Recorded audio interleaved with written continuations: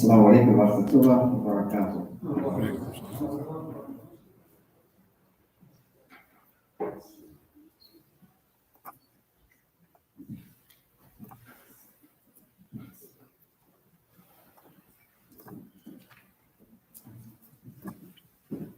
Allahu Akbar, Allahu Akbar. Allahu Akbar, Allahu Akbar. Ashhadu an la ilaha illallah. Ashhadu an la ilaha illallah. Ashhadu anna Muhammadar Rasulullah. Ashhadu anna Muhammadar Rasulullah. حي على السلام حي على السلام حي على الفلاح حي على الفلاح الله أكبر الله أكبر لا إله إلا الله.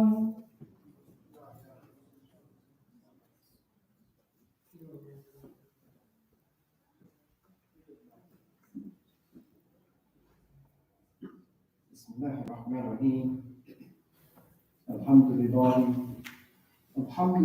nahmaduhu wa nasta'inuhu wa nastaghfiruhu wa nu'minu bihi wa na'udhu billahi min shururi anfusina wa min sayyiati a'malina. Wa ashhadu an la ilaha illallah wahdahu la sharika lahu wa ashhadu anna Muhammadan abduhu wa rasuluhu amma ba'd. A'udhu billahi minash shaitanir rajim. Bismillahir Rahmanir Rahim. Brothers and sisters, before the beginning of the theme of each Khutbah, I ask that we remember our brothers and sisters throughout this ummah who may be suffering, whether we know the cause of the suffering or not. And each week, it seems to get more painful and more emotional to read about and reflect on the suffering that our brothers and sisters are going through without this ummah of the Prophet Muhammad sallallahu alaihi wasallam. And it's not to minimize the personal and family issues that any of us may be confronted with. It's not to minimize the importance and significance of the immediate country and area where we live. But it is to point out that we are a single ummah, and that Allah subhanahu wa ta'ala through the Prophet Muhammad sallallahu alaihi wasallam has made it clear that if you and I are able to go to sleep at night and have awareness even about our next door neighbor not having enough food to eat, then we are in error. So there's no time in our life as being a part of this ummah that we can ignore, or we can just be insensitive to the suffering of others. And what you and I have been witnessing over the past few months is a kind of suffering that few times in an individual nation's history do you see the kind of genocidal devastation that's going on throughout Palestine, going on West Bank, going on in Gaza. And we can look around the world and we see that those claiming to be Muslims are just because for whatever reason they say that what you are doing and the way that you're doing is not suitable to the way that I understand Islam or practice Islam. So like in Iran on Thursday, a group would take credit for putting a bomb in a marketplace and taking the lives of 84 human beings. Because my political or my religious understanding or philosophy is different than yours, somehow we as Muslims can justify murdering one another, putting bombs in a marketplace. Sometimes driving, doing drive-by shootings at masjids. You know where I'm talking about. I'm not making this stuff up. And so if we have reached a level of insensitivity that what we're seeing that's going on in Philistine is just business as usual. It's been going on since 1948. If we reach the level of insensitivity to what's going on in this nation, when we see mass incarceration at a level that no other country on the planet has targeted mass incarceration of its people, if we reach a level of insensitivity right here in Forsyth County, if we're not aware that this county has one of the highest infant mortality rates in all of the United States, and if we don't care that if we go to bed at night and we feel good, I know Qur'an, I know Hadith, I'm a Muslim, I'm a believer, and somehow our hearts don't believe, and we find ourselves not trying to find ways to do the minimum that we possibly can, and that is to speak out against boom, speak out against oppression. Then I say, starting with myself, that I'm living a Muslim life, that I'm living a life that I just see the trappings of Islam. Somehow I miss the essence of what this deen is all about. It's about subservience to Allah subhanahu wa ta'ala. It's about taking care of each other, doing whatever we can to relieve the suffering of our brothers and sisters, no matter where it may be. So today, remember again our brothers and sisters in Philistine. Next time you turn on the news and they say that, there's only about 25 to 30% of the population of Gaza today that is known to be alive. The rest of them are up under rubble, or we've taken their bodies and put them in mass graves. The next time we look at news, don't get desensitized to what we're seeing. If that starts to happen, quit watching the news. Watch it every month, because every time we see something, another human being oppressing another of Allah subhanahu wa ta'ala's creatures, it should hurt us, it should pain us. But not only pain us, it should cause us at least minimally to make dua for those who are suffering, whether we know they're suffering or not. The nature, the reason, the cause, whether we know it or not, ask Allah subhanahu wa ta'ala to protect those in this ummah who are suffering. Brothers and sisters, I'm not going to take much of your time, but I want to just put these few words in a context.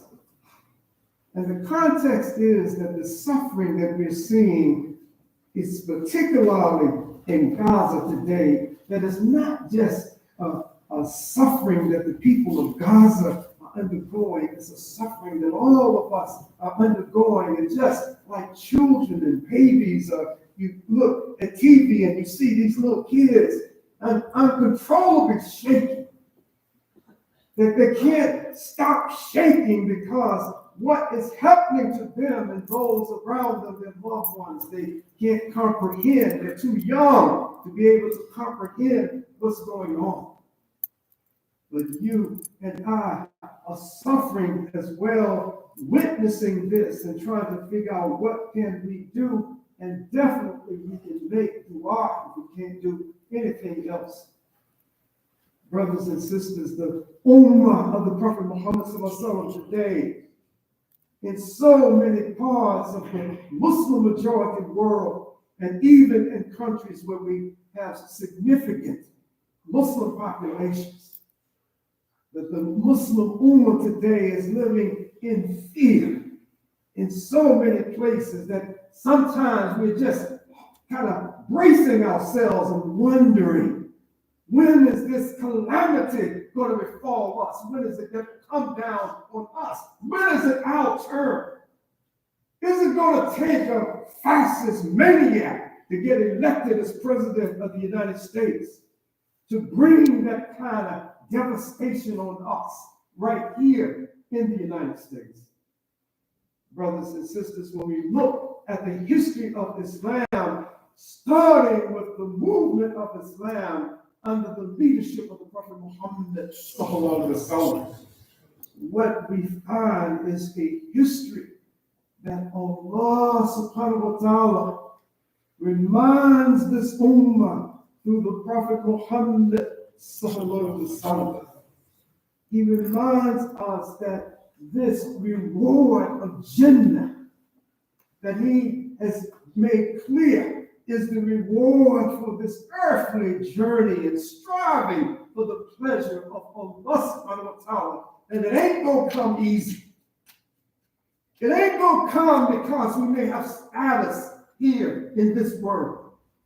It's not gonna come because of what our bank accounts show that we have in the bank. It's not gonna come from any status in the job, any leadership in the society in which we live. It didn't come like that before the time of this ummah of the Prophet Muhammad sallallahu alaihi wasallam. It ain't gonna come easy for us today.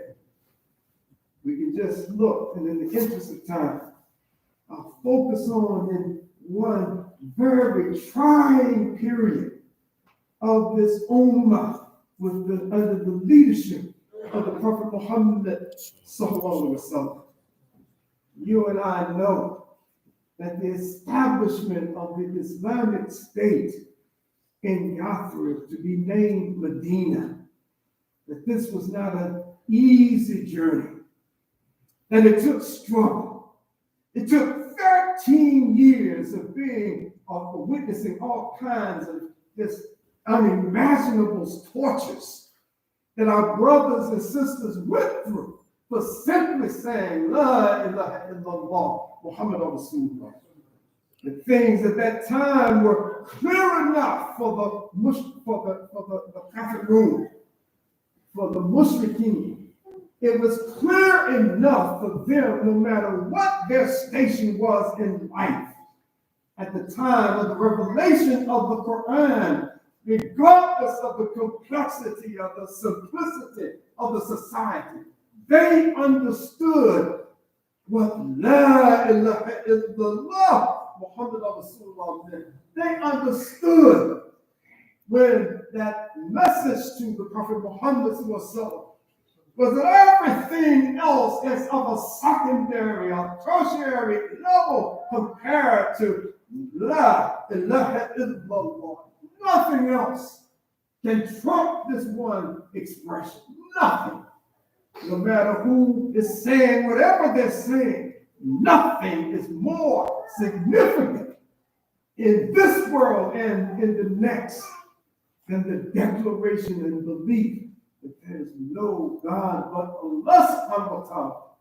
And because of this, we owe full allegiance and dedication to Allah, and that Allah subhanahu wa ta'ala is a perfect example for us to follow if we believe in Allah and the last day.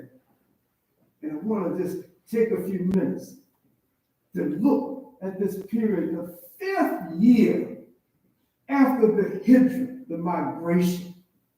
It wasn't a voluntary migration, it was a forced migration.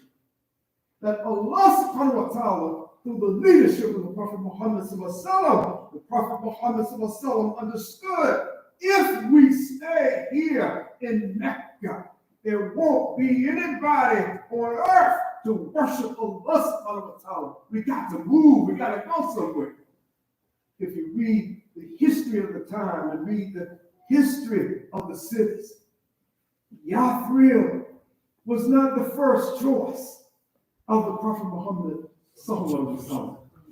The Prophet Muhammad sallallahu alaihi wasallam was a shrewd tactician under the guidance of Allah subhanahu wa ta'ala. He was a wise man before, but that went to a totally different level after the revelation and the guidance from Allah subhanahu wa ta'ala directly. The Prophet Muhammad sallallahu alaihi wasallam, in his estimation, when we read these sources, it tell us that he was looking, where can we migrate to where there is a strong Arab tribe on this Arabian Peninsula?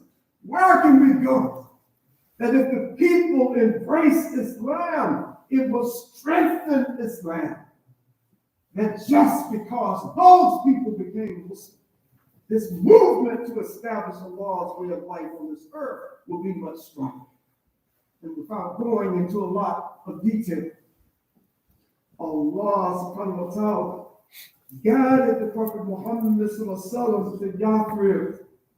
Not his just going on his what he's saying, that this would be the best place. He wanted a strong Arab tribe that would strengthen the Islamic movement. And what do you see in Yathrib before the migration? You see two Arab tribes fighting like crazy, cats and dogs against each other. They're warring with one another. They can't concentrate on anything else because they're fighting amongst themselves. And after this hijrah, the divine wisdom of having this movement to establish Islam settling in a place like what was to become Medina, that it was only divine wisdom that could take the Prophet Muhammad and those with him to this place called Medina. And then something happened in the 5th year after this hijrah. There were alliances, not necessarily alliances, there were like treaty understandings that the Prophet Muhammad had with the citizens of Medina who were not Muslim, but they understood that he was the ultimate leader in the society. Those Jewish tribes, 3 in particular, that controlled so much of the commerce and the, if you call it, intellectual thought of Medina, that they had given allegiance, outward allegiance. We're not going to fight with you, Muhammad. We have a treaty with you. We have an understanding. But what happened? In the 5th year of this migration, what we find happening under the leadership of the Prophet Muhammad was that this plot was concocted. You, especially Qurayza, you Jewish tribe, if you align with us, the Quraysh from Mecca, then we can, with our combined resources, we can attack, we can bring other non-believing tribes in alliance with us, and we can destroy this movement led by the Prophet Muhammad. So this is what they did. They got into an alliance. They got into a league.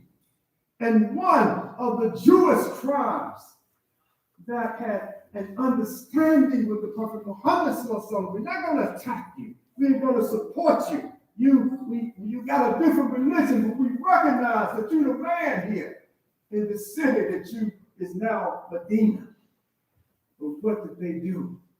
That they got in league. They got in alliance with the pagan tribes from Mecca in the 5th year of the Hijrah.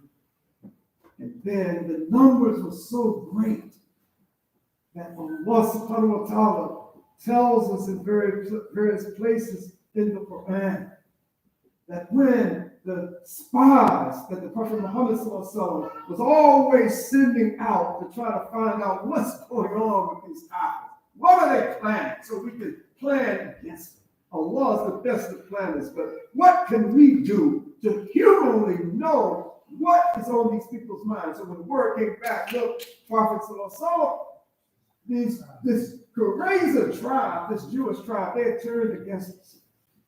All of those Arab tribes that are mounting their forces to come and to attack us, we're now going to be attacked from the inside as well. We have to be careful. Qur'an tells us about how this struck fear, not the kind of cowardly fear, but the kind of fear that any right-thinking human being when you're overwhelmed with forces. Not a scared, cowardly kind of fear, but a recognition that only with Allah subhanahu wa ta'ala's help will we be able to succeed in what's about to happen. And so to try to make the story a little short, So what you and I know happened in this part of this history, at this very, very tense moment, that when the Prophet Muhammad consulted the Sahaba and he asked them, do we go outside of Medina? Do we allow our women and children, if we are overrun, to just be killed in their own homes? What should we do? Should we go outside and fight? Or should we do something else? And the majority, not majority necessarily, but there was a large number who were advising the Prophet Muhammad, let's go outside. Don't let them come here in Medina. Let's try to stop them before they get into the city. Our women and children are here. Our houses are here. And then one of the Sahaba, Salman al-Farsi, said, let me tell you about what we do over there in Persia. I've seen it many times. We would dig a moat, a big trench, a big ditch around our cities.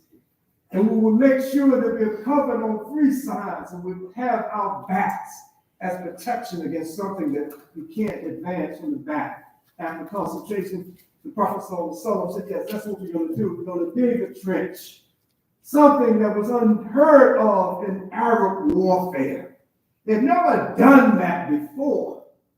But the Prophet Muhammad, being the kind of take in consultation, not just to talk to people, but to listen. What's the best advice? He said, this is what we're going to do. So they dug a ditch, three sides around Medina. It was like a moat.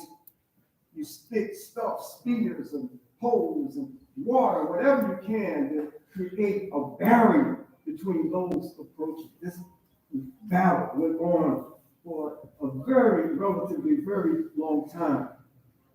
But at the end of the battles, the Muslims were successful in turning back that alliance, that group of Arab tribes that had come together to destroy the Prophet Muhammad and the Muslims, and then afterwards say, okay, well, we got to deal with this treacherous tribe that's here in the city with us. Brothers and sisters, Allah subhanahu wa ta'ala tells us in the Qur'an that at that particular moment, when things were developing and it's not sure what's going to happen, that even the Prophet Muhammad and the believers who were with him were beginning to wonder what's going to be the outcome. How are we going to survive this situation?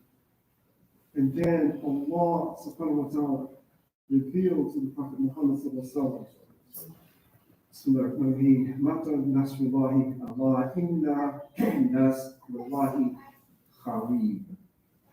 that when will come the help of Allah?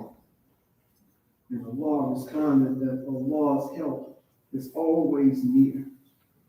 That your anxiety about what's going on, how bad the conditions look right now.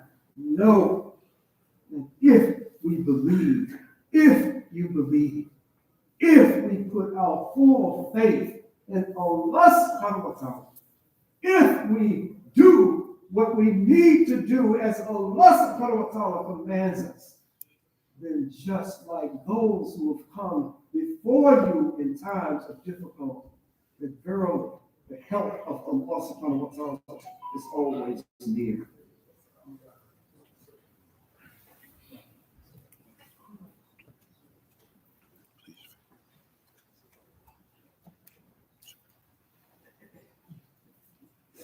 ربنا آتنا في الدنيا حسنة وفي الآخرة حسنة وقنا عذاب النار.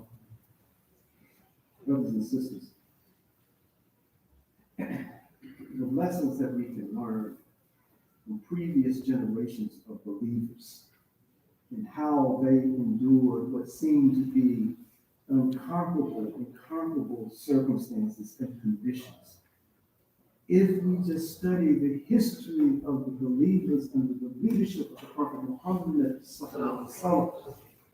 what we find is that this mantra, this expression, this almost, it's not a slogan, but this reminder from Allah that no matter what the conditions may be, that verily the help of Allah subhanahu wa ta'ala is always near. Don't give up hope. No matter whether we're talking about personal conditions or circumstances, things are so deep in my life, I don't think I can take it no more. Things are so deep in my life that Salat doesn't seem to be something that is soothing my troubled spirit. Allah subhanahu wa ta'ala reminds us to hold on to this rope altogether. Verily, the help of Allah subhanahu wa ta'ala is always near. That it may not seem like it in our individual, in our personal lives. We may be confronting circumstances and conditions that it feels like it's going to break our back. I don't know how much longer I can handle what Allah subhanahu wa ta'ala is testing me with. Then when Shaitan gets in our ear and we start listening, well, maybe I remember back in the day when I used to drink this alcohol and my nerves were a little frazzled. But if I just drink a little bit of this wine, if I drink a little bit of this liquor, I go out there and just indulge myself just for one night. Let's just go back and forget about this guidance that I've been trying to follow. Let me forget that for one night. Then maybe I can get some of this pressure from the test that Allah subhanahu wa ta'ala is putting me under. And so I'll end on this particular note, and it's something that we have said before in Jumah Khutbah. If we need a living, a visible example of holding on to the faith and the rope of Allah subhanahu wa ta'ala, if we need to see people who are undergoing conditions on a minute-to-minute basis that probably none of us in our entire lives will ever experience such conditions. If you want to watch television and news, look at social media. Look at what's happening to the Palestinian people today. Be inspired by how they are, when they're interviewed, no matter what condition they may be interviewed with, be inspired by what is coming out of their mouths. These Western reporters are running up to them. What do you think about Hamas now? What do you think? What are your Muslim brothers that have airplanes and bombs, and some even have nuclear weapons? What do you think about them? That this is happening to you and they're not doing anything. And what are these people saying almost without exception? What they're saying is that we trust in Allah subhanahu wa ta'ala. From Allah we come, and to Allah we will return.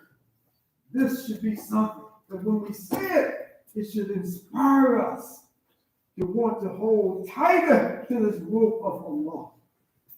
It should make us not be so depressed and down when we realize that for every human life that's being taken over there in Gaza, all of these innocent men, women, and children that are being bombed off the face of the earth, if I understand anything about this deen, my understanding is that they're not waiting for us on Yom Kippur to have it determine whether or not they're going to make it to Jannah or not. If our objective in life is to live our lives in a way that we return to Allah subhanahu wa ta'ala with His pleased with us as His servants, and our being pleased with Allah as our Lord, then we will look at the sacrifices, unintended sacrifices. These innocent people are not shooting rockets at the people who are committing the genocide against them. So don't be sad, depressed, for the images that are being flashed around the world today. Do something about it. The minimum that we can do is to make sincere dua. And every time you're calling upon Allah subhanahu wa ta'ala, pray for those Palestinian people. Pray for the Rohingya people. Pray for the Chinese Muslims. Pray for the Sudanese Muslims. Pray for any of our brothers and sisters anywhere on this planet who are suffering as a result of their faith, of their iman. Pray that Allah subhanahu wa ta'ala grant them the patience to remain on this path and to not waver one iota. Do oh Allah, give us an understanding of this deen that is useful for us in this world and in the next. Oh Allah, strengthen this ummah of the Prophet Muhammad to withstand any trial or any test that we may endure during this world. And oh Allah, make not this ummah of the Prophet Muhammad an object of test for the disbelieving people. They come into Salat.